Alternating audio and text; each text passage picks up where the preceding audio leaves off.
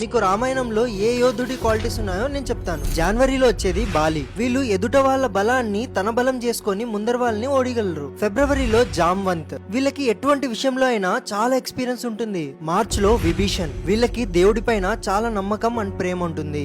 ఏప్రిల్లో లక్ష్మణుడు. వీళ్ళు సొంత వాళ్ళ కోసం ఎటువంటి ఐశ్వర్యాన్నైనా వదులుకోగలరు. మేలో రావణాసురుడు. వీళ్ళు చాలా ఇంటెలిజెంట్, కానీ ఈ తెలివి ఎక్కడ యూస్ చేయాలో వాళ్ళకి తెలిసిండదు. జూన్ లో జటాయు. వీళ్ళకి చాలా పెద్ద డ్రీమ్స్ ఉంటాయి అండ్ వాటిని అచీవ్ కూడా చేస్తారు. జూలైలో పరశురాముడు. వీళ్ళు అనుకుంటే ఏదైనా సాధిస్తారు, గెలుస్తారు. ఆగస్ట్ లో మేఘనాథుడు. వీళ్ళ దగ్గర ఆల్రెడీ చాలా ఐశ్వర్యం ఉంటుంది కానీ తన సొంత బలంతోనే ఏదైనా సాధిస్తారు. సెప్టెంబర్ లో శ్రీరాముడు. వీళ్ళు చాలా పవర్ఫుల్ అండ్ రెస్పెక్ట్ఫుల్ గా ఉంటారు. అక్టోబర్ లో అంగదుడు. వీళ్ళు ధర్మం కోసం సొంత వాళ్ళని కూడా వదులుకోగలరు. నవంబర్ వాళ్ళు కుంభకర్ణుడు. వీళ్ళు జీవితం మొత్తం చాలా రిచ్ లైఫ్ లీడ్ చేస్తారు. అండ్ డిసెంబర్ లో బజరంగబలి. వీళ్ళు నమ్మిన వాళ్ళ కోసం ప్రాణాలైనా ఇస్తారు.